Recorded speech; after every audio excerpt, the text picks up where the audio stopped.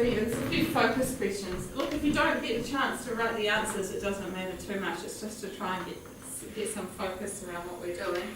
But we're just going to watch this wee video of HR management at Rebel Sport. And of course, my computer needs to display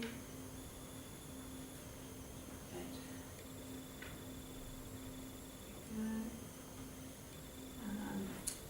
And again, this gives you a bit of an overview from the start. We won't watch the whole thing, but we'll watch a reasonable amount of it.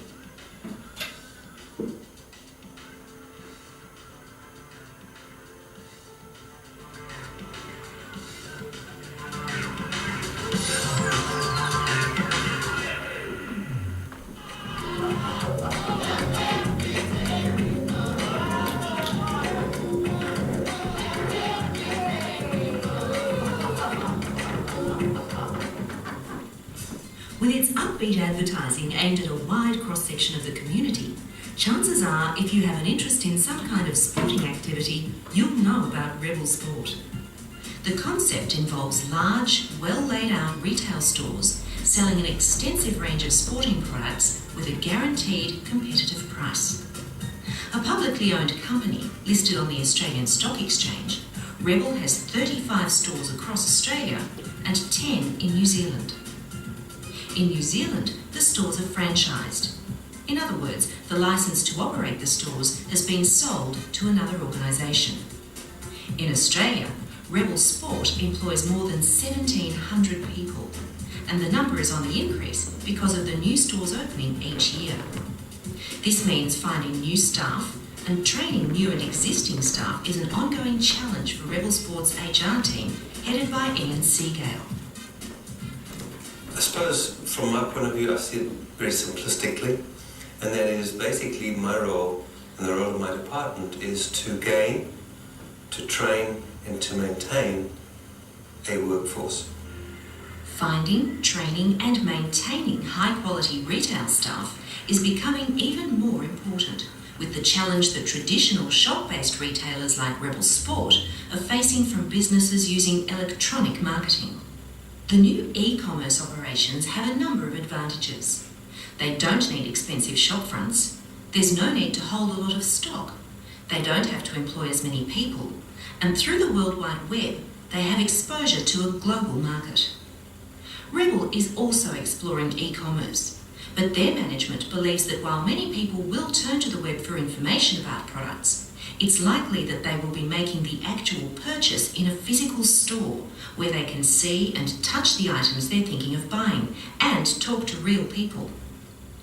And it's the finding, selection and training of these people at Rebel that is the focus of this program.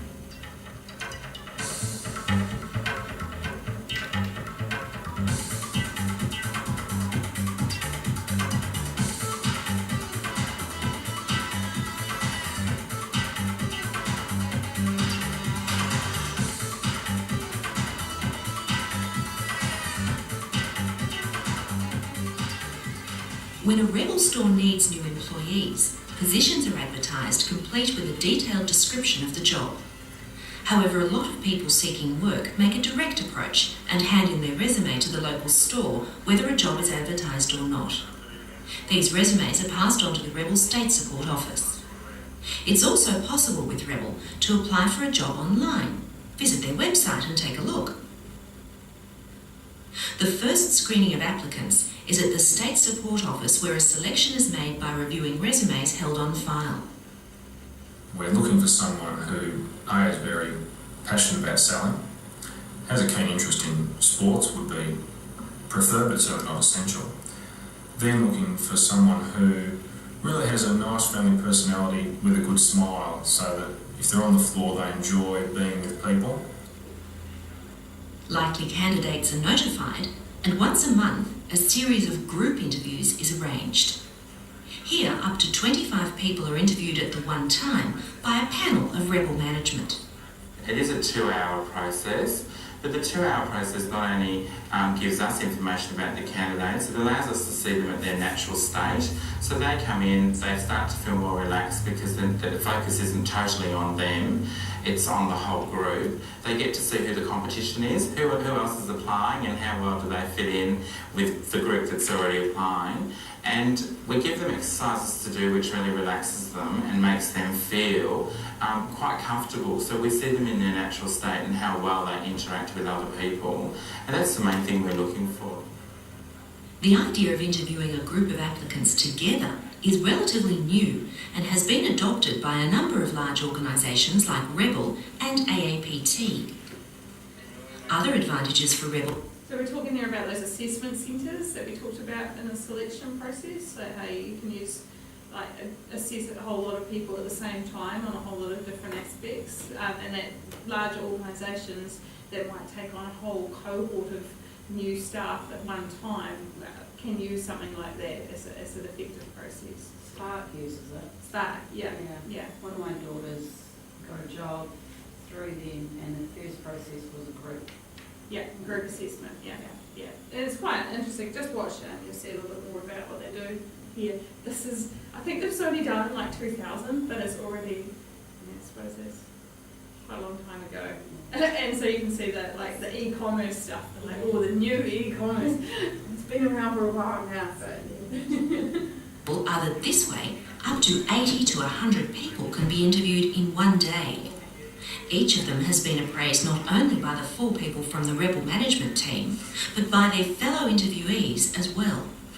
And interestingly, if the management team says no, but the candidate team says yes, the person is given another opportunity. The reason for this is that Rebel managers figure that if a group of people who represent the general public consider that this person would be good to deal with in the store, then he or she is certainly worth a second chance. And what can we learn about the successful candidates? Well, for a sales job at Rebel, a friendly, outgoing personality is going to be very important, but it can also be about presentation and homework. Their personal presentation and grooming does count as well. I think people should come presented for an interview in a way that they are looking professional for working on the shop floor. But the other thing that they should be doing is really preparing for their interview by doing research on the organisation, looking at the internet, checking out the company, finding out how many stores, finding out the opportunities, maybe talking to some of the staff on the shop floor about what it's like to work within that business. The next step in the process is back at the store, where the manager does do a one-to-one interview with the recommended candidate. If the store manager decides that this is the right person for the job, references are checked and the appointment is made. Got some good news for you, I hope. We'd like to offer you a position in our bike shop. Yes, fantastic. Now, I'll be starting you probably in a couple of weeks' time. And I'll have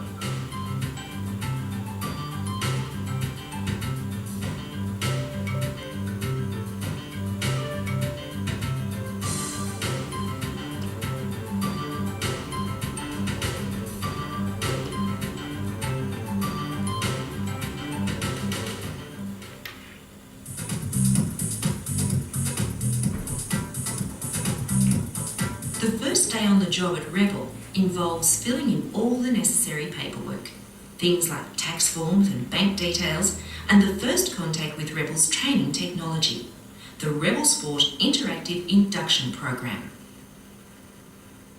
This program includes a general introduction with messages from 3 senior Rebel executives. We're proud of the quality and range of goods we sell.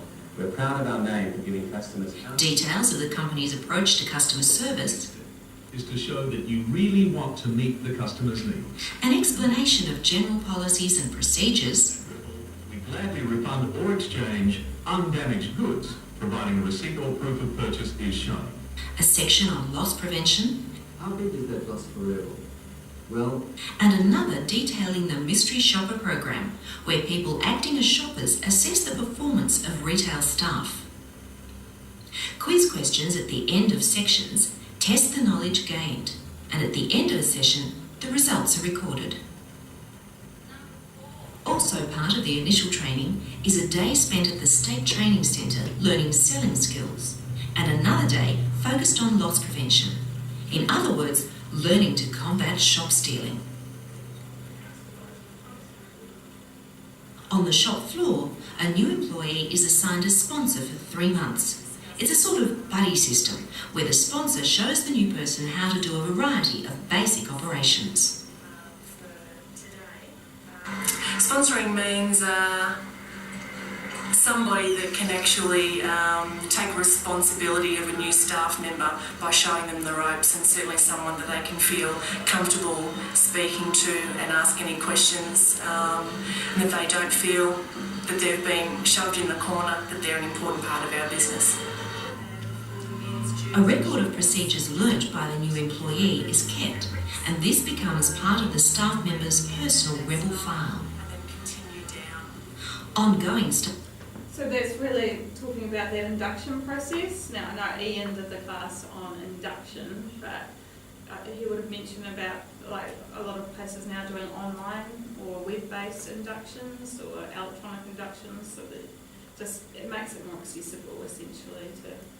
And so Rebel Sport will probably be a bit ahead of the time in that respect at that point, but now a lot of organisations are doing it. It takes a lot to set it up, obviously, but once it's set up, it's anyone can get into it. Any questions? No? Okay. Ongoing training is the next part. Staff training is arranged by the store's training coordinator, and for a new recruit, this will involve more interactive learning using a range of computer-based training programs. Gift vouchers, EFTPOS and Lay-By. Special product training sessions are also organised away from the store.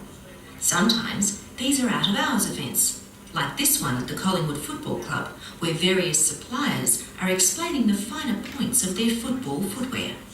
Staff are encouraged to attend, but it's not compulsory. Here, Rebel is making use of the various suppliers to help train and educate sales staff about the new season's products they're selling.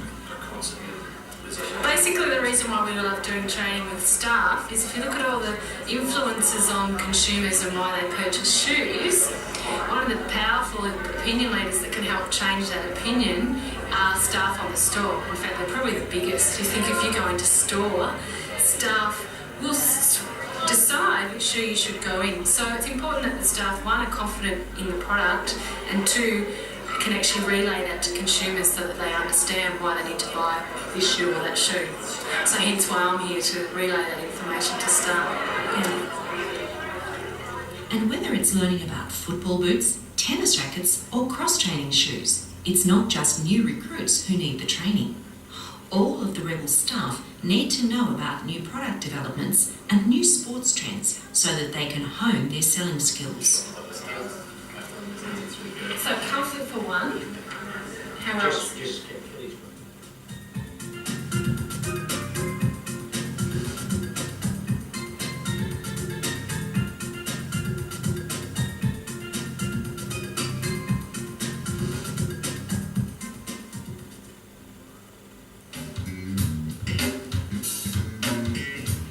While the majority of employees on the Rebel Sport payroll are salespeople on the shop floor, full-time, part-time and casual, there are a number of other career options and possibilities within the rapidly expanding company.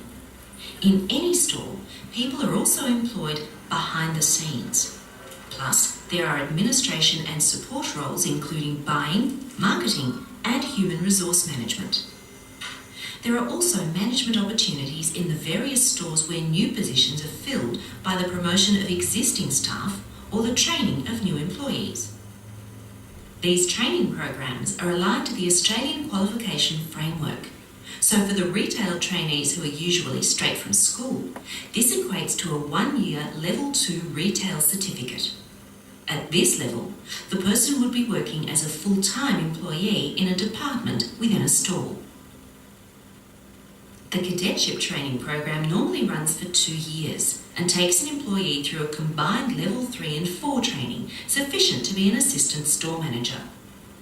Level 5 training at the time of filming is being outsourced to an external training organisation. At this level, a job as a store manager is possible with responsibility for up to 70 staff.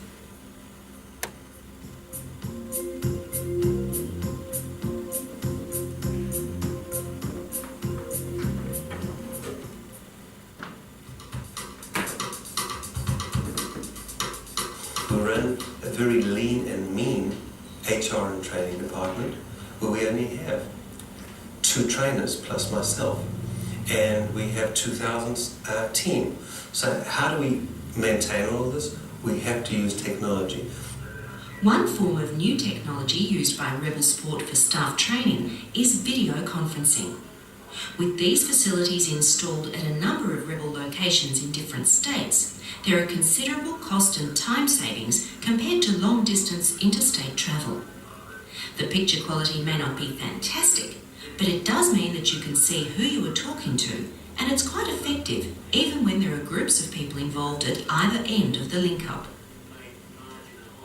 And remember the interactive induction program for new employees?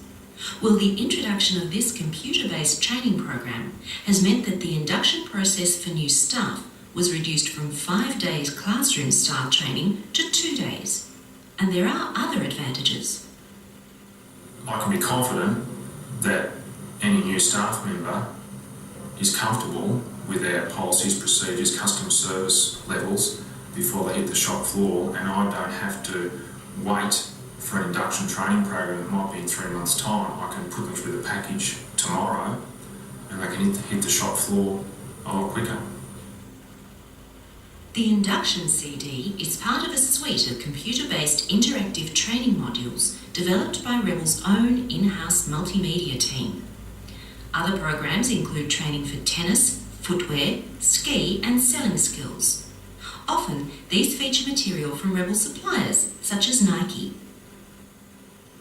The results are impressive. When the special ski season program was implemented, the error rate for booking procedures dropped by an estimated 60%. This was put down to the fact that everyone was receiving the information the same way. It was consistent. With different trainers, there's the risk of different interpretations and different styles affecting the delivery of the information. Initially, these interactive training programs are being provided to Rebel stores on CD-ROMs, but with the new networked computer system being rolled out to the stores, these programs will become part of an online system. From a central computer facility located in Sydney, all staff details are recorded in the system, including personal information, arrangements for leave, qualifications, salary, and job history. One of the main aims of the new system is to simplify communication between staff at all levels within the company, especially when it comes to performance appraisals. I suppose there'd be examples within every organisation of people wondering why they're not that right person for promotion, why they aren't being considered to take their career to the next level. We had an instance at Rebel Sport where there was a particular floor manager who wanted to go to that next level and become a store manager, and he could never understand why he wasn't that right person for that job. So with our human resource information package, it's going to close all those communication barriers. He will have access to his own personal file and appraisal form at all time, so he can see where he's not tracking as well as he should be and where he needs to lift his game. For these staff appraisals, information is entered into the computer system by scanning these forms. 10 competencies, or levels of achievement, are graded in one of 3 levels: role model, meets performance standard, or below performance standard. And then, if needed, actions in the form of coaching or corrective feedback are decided upon.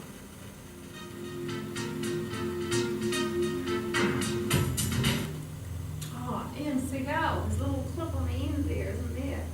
Must have cut it out. Okay. Alright. How did you go with those questions?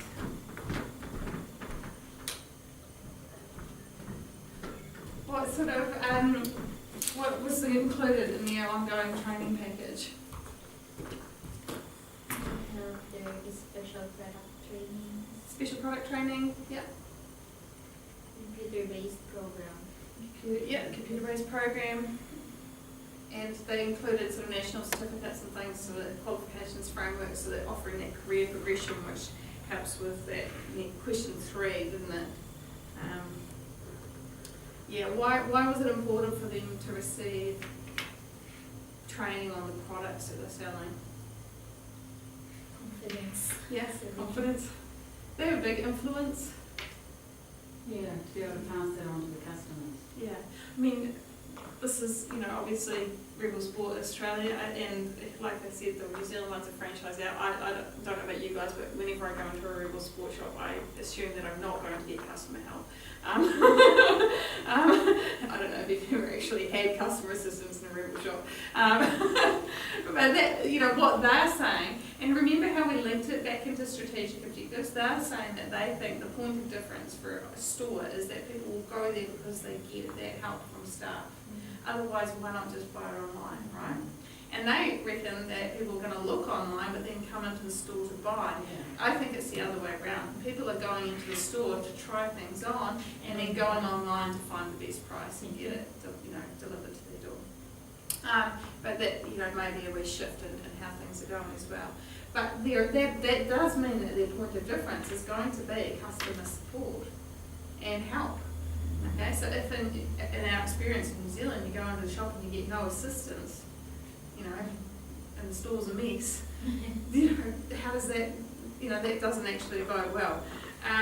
However, I digress a little bit, but yeah, in terms of what they were putting across, they're saying it's really important that we train these people in customer service skills and in the products so that they can actually help, and that's the point of difference.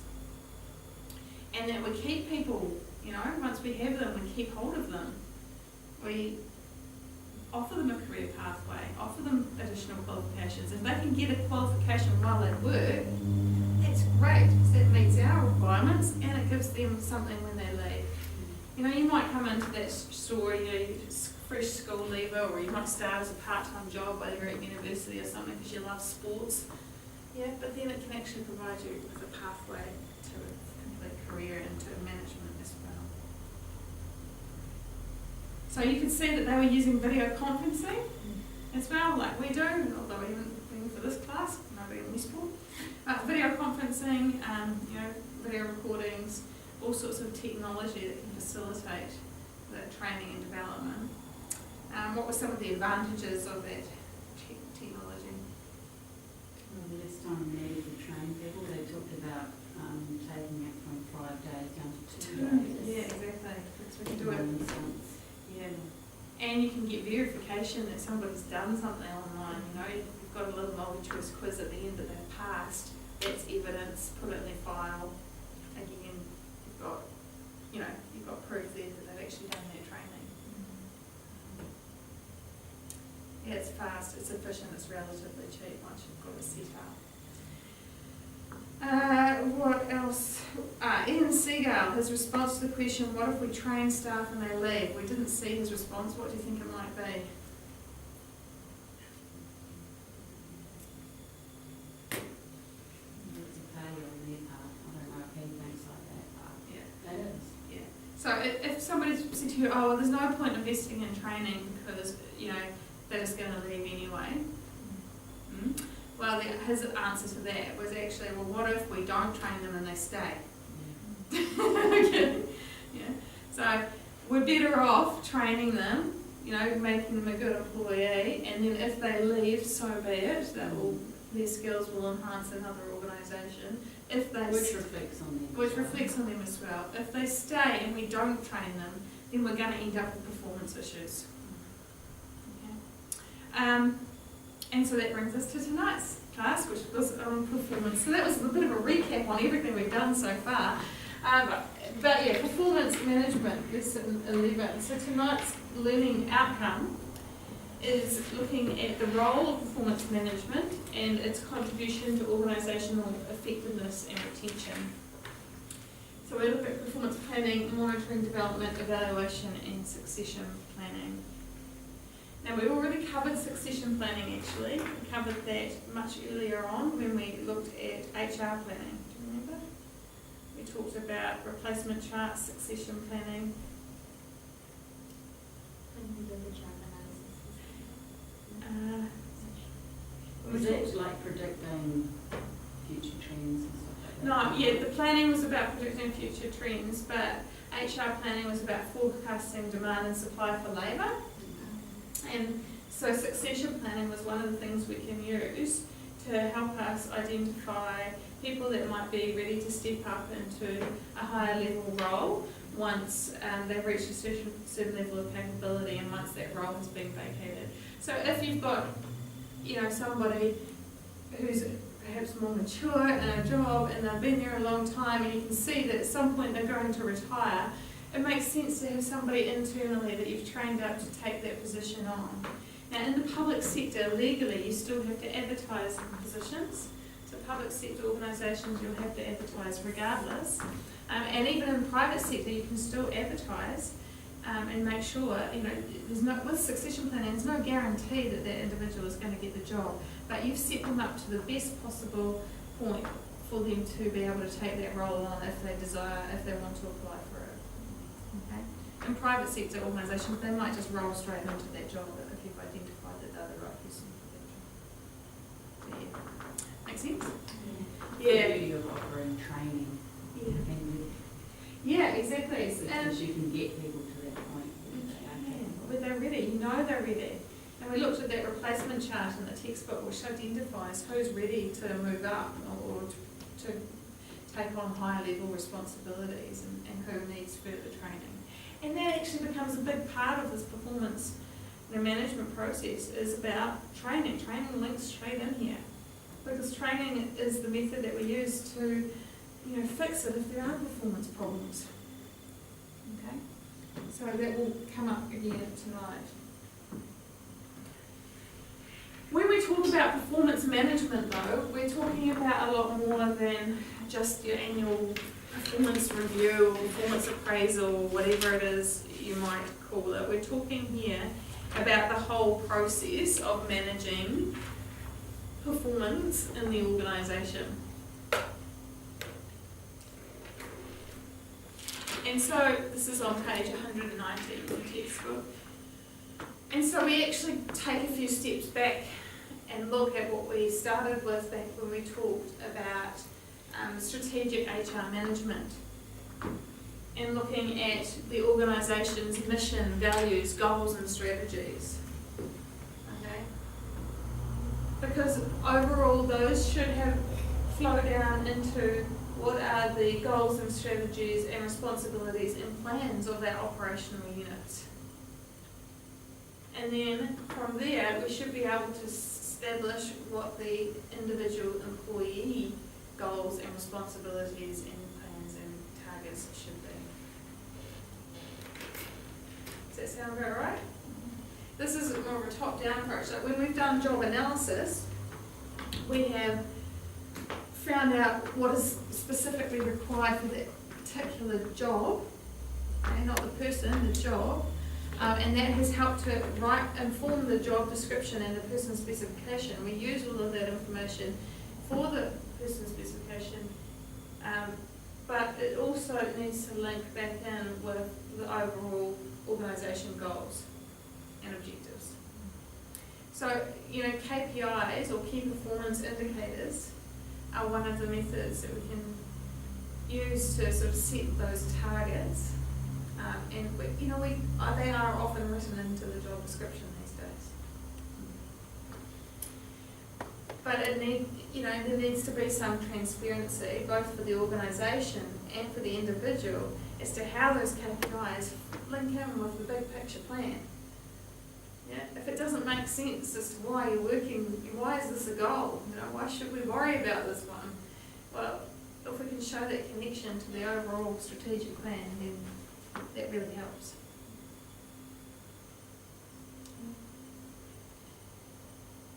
What sort of process do you think that you started with some kind of performance appraisal or targets for your job?